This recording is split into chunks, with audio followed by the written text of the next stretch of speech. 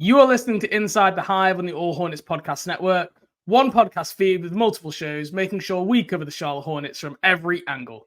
If you like what you hear, please subscribe on Apple Podcasts, find us on Spotify, leave us a 5-star review. The All Hornets podcast is affiliated with the Fans First Sports podcast group. On today's show, we're going to be touching on Steve Clifford's post-game rant around physicality, touching a little bit on Brandon Miller to see how he's stacking up against other rookies, and then finally touching base on a little bit of Amari Bailey talk for the Greensboro Swarm. Now he's had a few games down in the G League.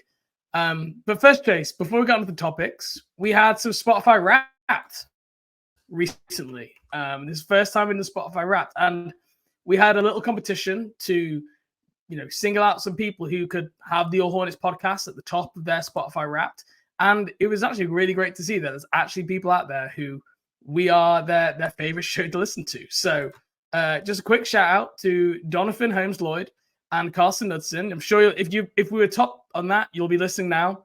Thanks to you guys. We've sorted you guys out with a t-shirt from the All Hornets podcast store, which you can find the link for that in the detail. Both went for the same t-shirt there from the Quotable collection. So if you haven't seen the store before, make sure you check it out. But thanks to Carson, thanks to Donovan, and thanks to all the other listeners. I saw some other people on there saying that if they had Spotify, that it would be, and all that stuff. So overall, the podcast has grown tremendously in the last year. We just passed 150 episodes total. I think we had just figures up across the board. So thank you if you're relatively new, just joined us this season. If you've been listening all the way back to the At the Hive days, just want to say that me and Chase appreciate it. Yeah, we appreciate it very much. Donovan, Carson, anybody that makes us a part of their commute to work, their routine, doing chores at home, whatever it may be, all of the growth and rise in listenership that we've had over the last couple of years is because of you guys. So James and I very much appreciate it. Absolutely. And also, we are growing on YouTube slowly as well. We have over 50 subscribers now, which is pretty good considering all I do is just upload the straight video to YouTube. I would love to be able to do more fancy YouTube things with this. I'm not a YouTuber. If only we had someone who worked for the podcast network who does. Oh, wait, we do. But I need to tap into Sam more. Sam Dracula, that is. But look, thanks to everyone if you're watching on YouTube. We appreciate you on there as well. But Chase, let's get to it here. The Charlotte Hornets. Last time we spoke, they've won a game, they've lost a game, they beat Brooklyn. Obviously, then they lost to the New York Knicks. Just in the most typical Charlotte Hornet fashion. They go out and put a season-low 91 points against the Knicks and then come out with a 129-point effort 2 nights later, which set all a record, I think, for shooting 50, 40, 100% from the free throw line with a certain number of threes made. It was a offensive, efficient night of history in the NBA. And they do those 2 things back to back. And I think that just sums up the Charlotte Hornets really well. You just never know with this team what you ever to expect going into any night. There is no identity. It is literally, you could have anything. You just never know. And with how often that players have fluctuated in and out of the lineup over the last 2 seasons too, that just adds to that. Terry Rozier comes back, and I'm not saying anybody really expected him to have to work back into the lineup for 2 weeks because he only missed a little bit under a month, but he looks like he's just been playing through his entire injury and has been developing a rhythm all season long. He stepped into LaMelo's point guard shoes with no hesitation at all. He looks great, facilitating the offense, has racked up a whole bunch of assists as a pick and roll ball handler, transition passer, and all that stuff. So yeah, I mean, it is a true mystery what you're going to see from this team on a nightly basis. But I mean, it hasn't all been good, but at least over the last couple weeks or so, basically since they beat Boston, they have been winning games slightly more often, playing better basketball, at least on one end of the court. So things are turning up here, even with LaMelo out, surprisingly. Yeah. But despite the more competitive games, I think it's safe to say that Steve Clifford is still not happy with how this team is performing, especially on the defensive end. The last 2 games, they've given up 128 points to Brooklyn, 123 points to Minnesota, who is missing Anthony Edwards in this one, obviously, and Jaden McDaniels, two big misses. And this has just been a theme, right? That in fact, what was the lowest they've held opponents to? The lowest they've held them to. Oh my gosh, the last time they held opponent to under 112 points was the 15th of November against the Miami Heat. So that just tells you how bad the Charlotte Hornets defense have been. And for some of you might have seen the rant, some of you might have not. We don't assume you have. So I've just taken a few quotes from this 6-7 minute ramble here, where Steve Clifford took no questions in his post-game press conference. And I'm going to share a couple of the quotes here, and then me and Chase are going to discuss some of our thoughts. So a few of the quotes around the physicality and defense. He said, "We played hard. We played with good energy. If you do three things in this league well, I'm talking defensively, which our struggle obviously is. If you can defend without fouling, which takes discipline and technique, and I would dare to say outside of 2 or 3 other teams, nobody works in it more or talks about it more than we do. If you run back on defense every time, which takes 0 talent, there is nothing that takes less talent in basketball than running back on defense." Another quote I want to put in here, which he talked about, defensively, we might be last or 29th, something like that, because of those things. And those things, to me, you can clean up in one day. We've done it enough. We've worked on it enough. And that's what we've got to get to. He did then go on to say, I'm the one who's in charge of that. So I'm not blaming the players. I'm just telling you where we're at. The coach is in charge of those areas. The coach, the team, leaders. That's the way the NBA works. I need help too. But if we get to that, we're going to have a chance to take off here and be really good. And if we don't, there's going to be more lights like this where it's fun to watch, but people watch us and say, boy, they're doing a good job on offense, but they're going nowhere, just like I do when I watch teams. And the funny quote, I think the best one where it's just talked about a little bit, he said, every year there's 1 or 2 teams that are just going to go all in on trying to play offense. They're not physical. They don't do all the dirty things. They don't want to do the tough things. And they get to either the playoffs or the play-in, and they get their ass kicked because it doesn't work in our league.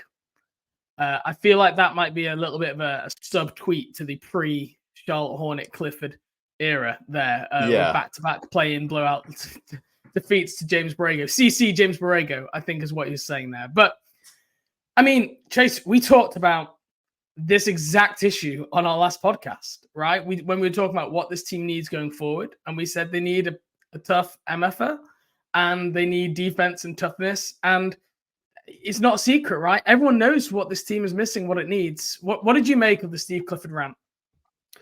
Yeah, so I mean, it's a very smooth transition from the end of our last podcast into the beginning of this one, because it's literally the exact same topic. Like, the Hornets right now just have nobody that is assertive, really, especially defensively. Offensively, that's not a problem, as Clifford has noted himself and as we've seen over the last couple of weeks. But defensively, there's nobody that's just going to like take up and be like, we are getting our asses beat right now. We haven't gotten a stop in, a minute, 2 minutes, whatever it is. It's time for us to lock in and get some stops so we can actually start chipping away at whatever deficit we have, or pulling away and building a bigger lead than the one that they have in that moment. They just don't have somebody like that. Like, they have leaders. They have players that can like lead by example, and Gordon Hayward, Terry Rozier, but they just don't have somebody that does that on the defensive end. And that is like a very specific skill set or like player that can fill that type of role for you. But every good team has it. Like, it's hard to find, but every single good team has it. And several. Like, that's the several. Yeah, right. And that's the reality of the NBA with like how talented it is and how few roster spots there are. Like, you need to fill them out with the exact right players. And if you want to be successful on both ends, and the Hornets just don't have that right now. It's very simple. Like, I'm not saying they can't get there, because obviously they have tons of athletes and players with positional size and just extremely talented guys, but talent doesn't get you very far in this league, as we've seen time and time again. But you talk about like athletes, positional size. That is not what this team is. You talk about JT Thor. He's the perfect example of this. He's long. He's pretty athletic. He's got like a big wingspan. He looks freakishly long out there. But JT Thor is like allergic to contact on either end. Mm-hmm. And this is what it feels like the Charlotte Hornets are filled up. And you say they don't have those players right now, and it's a problem right now. I'm going to read you this quote. A lack of physicality, presence, and pride about getting a rebound out there. We didn't deserve to win tonight. Very disappointing. You can't teach pride and physicality. Our guys have to figure that out. If they want to win a game, if we want to win a game, they have to get rebound. That's the bottom line. It isn't tricky. We could do 20 minutes of rebounding drills, but in the end, they have to have pride about rebounding the ball. Do you know when that quote was from, Chase? 2020. I'm going to say a James really long time ago. We're talking 3 years ago. James Borrego is saying the same shit that Steve Clifford is talking about right now. And everyone at the time is going, oh, the Hornets just need a center. They just need, a big, and then it will solve everything. Well, you've got 7'2" Mark Williams now who's blocking shots. And I can assure you, it is not solving everything. And I think for a long time, Hornets, it's classic. You pin your hopes on that thing you don't have without actually looking at what you do have and going, this problem, yes, it can be helped by additions, but also this group that we have here, there are built-in systemic issues.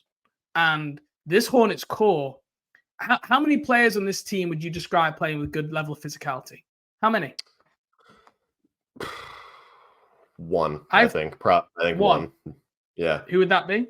Terry Rozier probably would be my guess. I get you. Brandon Miller might be getting there, and I think he will be that guy, but he just hasn't played enough games to be that type of leader and on the court defensively as a 20-year-old rookie number 2 overall pick. That's kind of hard. I really think it's just Terry is the only body that or the only player that really plays with their heart on their sleeve or whatever cliche type of thing you want to use. I'm not even saying play with a passion and emotion, because I would agree with Terry.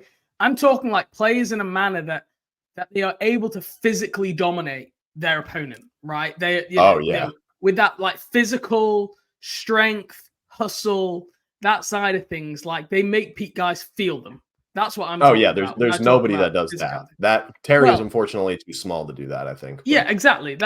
I've got Nick Richards, all right? He has flaws. He gets a lot of offensive rebound, fouls and moving screens, but Nick is thick, strong. He's a pain. He gets fouled, I think, more than anyone in the NBA. He was had the highest foul rate in the NBA last year. I had Nick Richards. Cody Martin, when he plays, I think can bring that at times, but he's almost a forgotten guy. Yeah. And I think Miles Bridges could do it, probably more on the offensive end, bullies people more than defensively. But you're talking about 1 or 2 players, and even then, 2 of those guys are backups who are probably never playing more than 20 minutes a night. So your core of LaMelo Ball, Brandon Miller, Mark Williams, physicality, strength, aggression, being that aggressive, they are things that you would describe all those guys pretty low down. And I just don't know, Chase, how the Charlotte Hornets solve this with their current core. I don't see how there is any way, unless you rip everything down, which I don't think they're going to do. And I don't think they should do, because there's other teams out there with skill-based players like that. But they need to build extremely carefully around these players. And so far, I feel like they've just been drafting talent without looking at how it fits together. And that's how we've now gotten an issue where there is a massive glaring hole of weakness running right through the center of this team. And in the moment, when they drafted those players for talent, when everybody remembers the Mitch quote when James Bouknight was picked, our phone was ringing off the hook. We've never gotten this many trade offers for an 11th overall pick. That's all fine and good, but if you're not going to give these players a very plausible path to minutes to work out these types of flaws or issues that they may have coming into it, they're never going to go away. So what happens when a player plays extremely sparingly in his first 2 years or only plays in the G League, which doesn't necessarily emphasize the little things, quote unquote, that you'd want to see from somebody defensively that the Hornets don't do? They come in and they just can't do those things. They have to rely on their talent because that's what they had done. And until then, they haven't been able to develop anything or gain any sort of rhythm to be able to do other things. So, it doesn't necessarily surprise me now looking back on it that so many of these players, like you said, are just end of bench guys, not anybody that really projects to be playing heavy minutes. And that's where you need that type of skill set. That's going to be a lockdown physical defender with toughness and smarts and instincts is among your best players, not your accentuating role players that are the 7th, 8th, 9th guys in your rotation. Do you think physicality, playing with physicality, and I guess this is hard, right? This isn't just talking about strength. This isn't just what you can lift in the weight room. This is something it's much more nuanced and complex than that. It's Like as soon as you hit a body, when you run through a screen, when you set a screen, when you're boxing out, like when you're driving to the lane, it's every aspect of like, can you move people? Can you be moved? Because at the minute, what the Charlotte Hornets try and do, they know they're getting bullied. They know they viewed as pushovers. So they try and like fight back. But by doing that, because they just don't have the ability to do it within the rules, they just end up mounting on fouls. And that's what happens, right? People like, oh, I know I've given up 3 offensive rebounds. I need to grab this guy so I don't give up a 4th. And then you pick up a foul. And there's several people, Mark Williams, PJ Washington, definitely are guilty of. They're trying to do the right thing by like being more physical back, but they just don't have it within their like intuition skill set to be able to do it in a way that is legal and isn't going to get called. And I just don't know. Can you teach physicality, Chase? Is this something you think you can really develop as a draft prospect? Because I'm just not sold. I think if you grow up and you struggle with physicality before you get into the NBA, I just don't know how you're ever gonna excel in that area when you get into the league with the biggest, strongest guys, basically in the NBA, like in the world, in their peak age. Yeah, no, I completely agree. I would not think, or at least myself, define that as something that you can like really improve on. It's different when you're somebody that's like Wemby or Chet Holmgren, that's just like really skinny but big and plays aggressively and is like tough around the basket and seeks contact Absolutely. and whatever. But like if you're just someone that's skinny and doesn't do those things, then you're, even if you, no matter how strong you get, you can fill out your frame and be as, have as broad of shoulders or strong through your core as you would like that physicality, like going straight up on a contest and not reaching at all and trying to foul or poke the ball away, just straight up and taking whatever result lives with it, giving that contact that the offensive player is trying to initiate with you. Like that is something that is just like, it's like an innate instinctual reaction. Like, I don't think that that's something you can teach into a player. Like maybe it can come out when someone like I said, is like thinner when they're younger and then gets stronger and improves on that type of thing. It gets to show it more just because they're more physically capable. But yeah, somebody that doesn't show it at all at a lower level, it's very tough for me to think that they're going to do it at the highest level in the world against some of the best athletes that planet Earth has to offer. And I know what people will be saying, right? Okay, then in free agency, we need to go out and sign a guy, right? PJ Tucker, let's just call it a type of PJ Tucker. Or at the trade deadline, we need to get a guy in here, the Udonis Haslam type, who can preach toughness, be a culture setter for the team, show guys how to do it, go out there, be a protector, all that stuff. I agree they probably do need to do that. They need to find some way to add it to the roster because it's not currently on here. But equally, that only like 1 of 5 guys on the team. That one person cannot make up for everywhere else. It's not as simple as that. You look at like Boston, you look at the Clippers, like you look at Philadelphia. They've got multiple guys who all exhibit that. And that's why like coaches love it when your best player is also like your toughest player, your Jimmy Butler type, because that like really does set it in amongst the team. And then it's easier to build around. You're not having to cater around your star guy. Like we saw James Harden in Houston for years, had to have like Clint Capella around him, PJ Tucker around him, Trevor Ariza around him. Like they had to surround him with those kind of guys because he didn't have that level of physicality.